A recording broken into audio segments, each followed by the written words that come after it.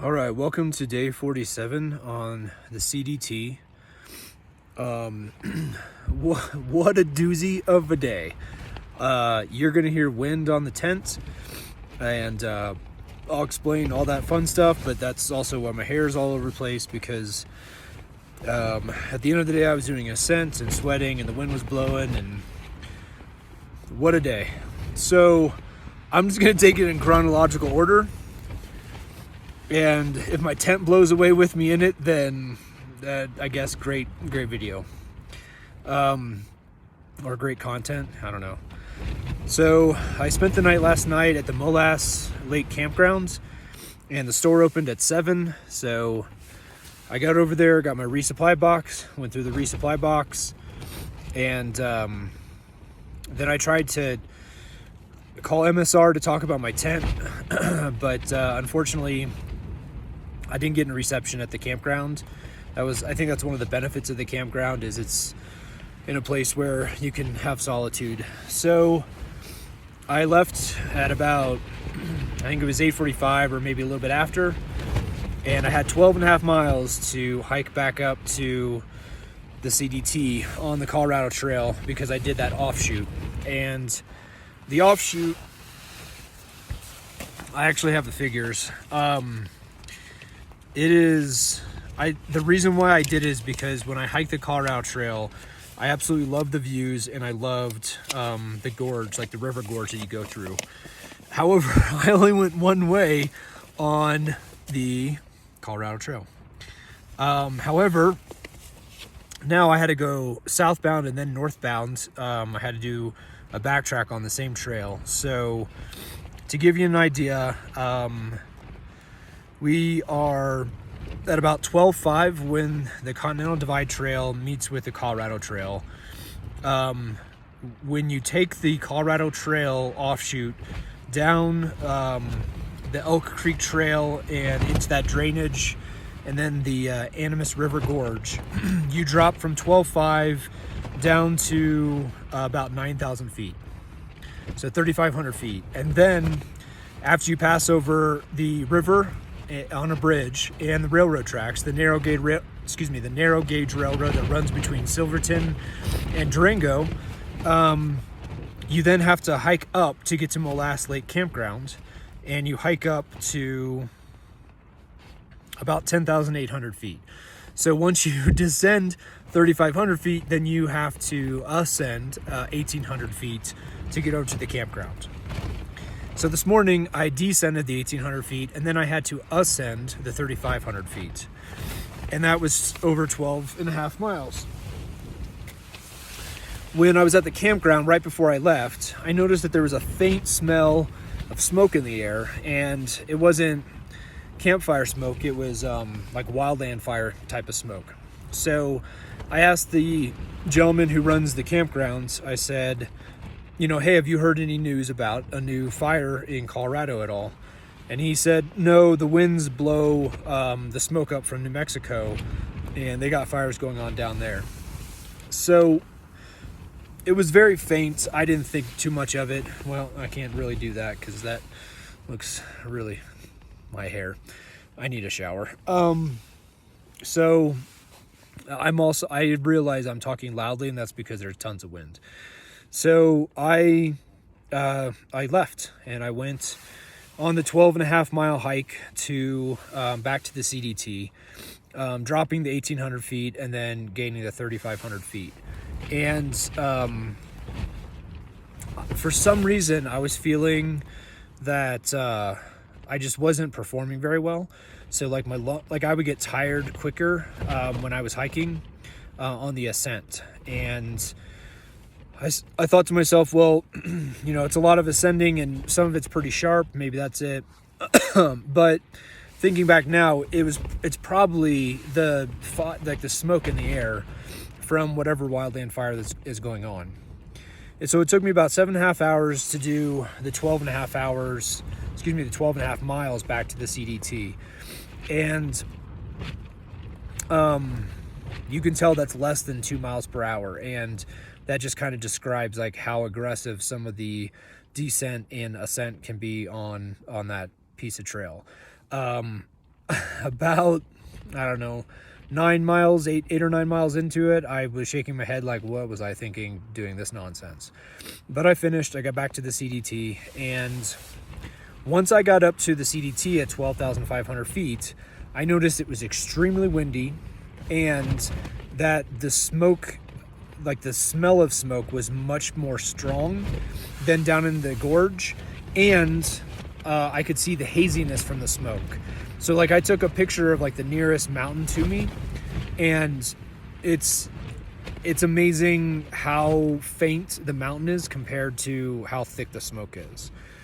So then I got a bit concerned, because is it possible that the fires in New Mexico are still burning to a point where the winds can pull up the smoke into Colorado? The answer is yes. And the wind is coming from like southwest, something like that. So it's feasible. However, there's a lot of smoke and haziness, and I definitely think that one of the reasons why I was having problems on the ascent is because of the smoke, like inhaling like the smoke in the air. So I didn't expect to hike long on the CDT, but holy hell, it was windy. And so like I was putting my trekking pole out like pretty far to make sure I could push against it. So instead of just being right beside me, I was putting it at an angle so that I could lean against it because the wind was pretty strong. I also noticed, again, like even though the ascending that I had to do once I got back on the trail was not a lot, it was just a couple hundred feet here and there, I was noticing that I was having difficulty on the ascent, and I'm sure that's because I was inhaling the smoke, and I'm sure my lungs are not going to be happy tomorrow. Man, this wind is ferocious.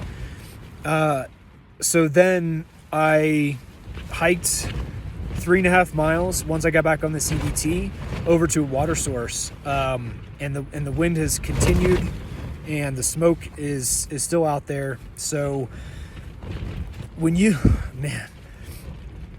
get to a campsite and you're going to put up your tent, and there is just a constant nonstop like gale force wind, and you got to set up a tent, you got to cook, you have to filter water, you have to stretch, you have to, set up your, not the tent itself, but the stuff inside the tent. Everything takes 2 to 3 times longer when there's a fierce wind. And so like the normal time to boil water in my, like with my stove is like, I think 4 minutes. It took like 9 or 10 minutes to boil water tonight to cook dinner. Setting up the tent took me like 2.5 times long as it should have.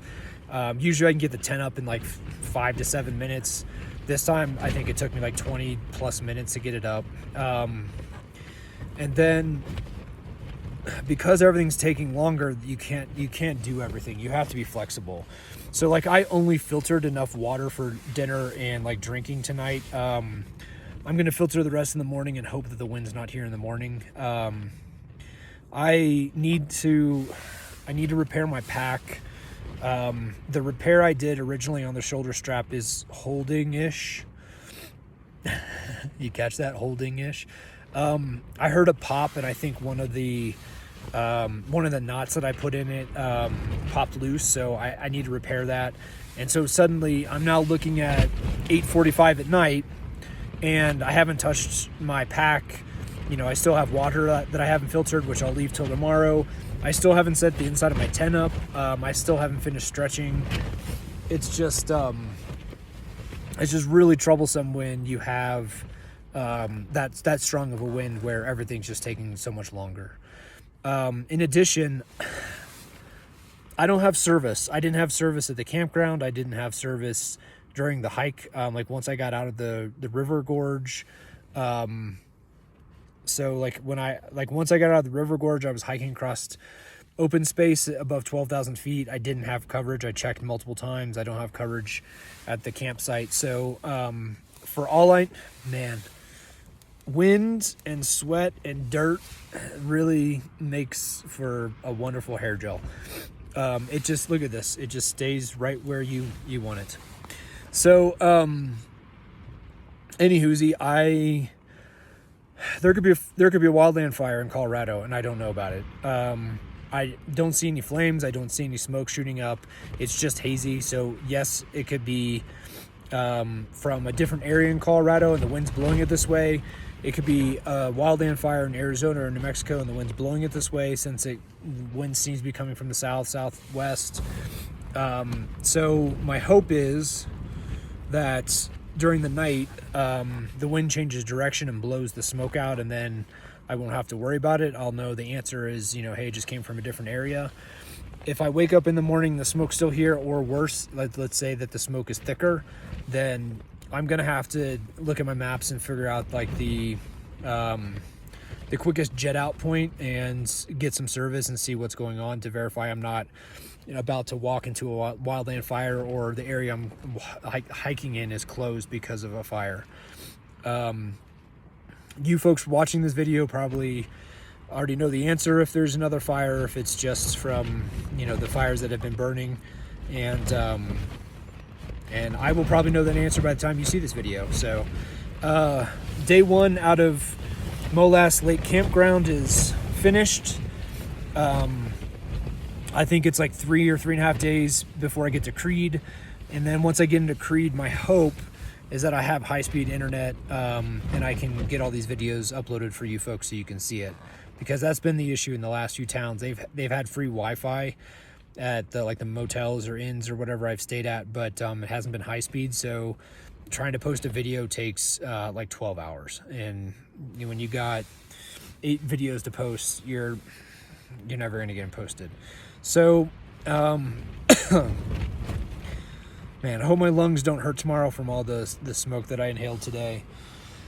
And I hope that the wind dies down, and I have lots of hope. So today's shout out is to hope, and all you optimists out there. I am not a natural optimist, so I'm trying to get better at it. And so the shout out is to hoping that tomorrow the smoke is gone, the wind has died down, and I can get some good miles in. So here's the hope. Everyone have a nice evening. Thanks for watching the video, and you can definitely tell the solstice is coming because it's 8:45 and it's still light outside, and I'm not using a headlamp in my tent. So enjoy the long days while we have them, and I'll talk to you folks later. Bye.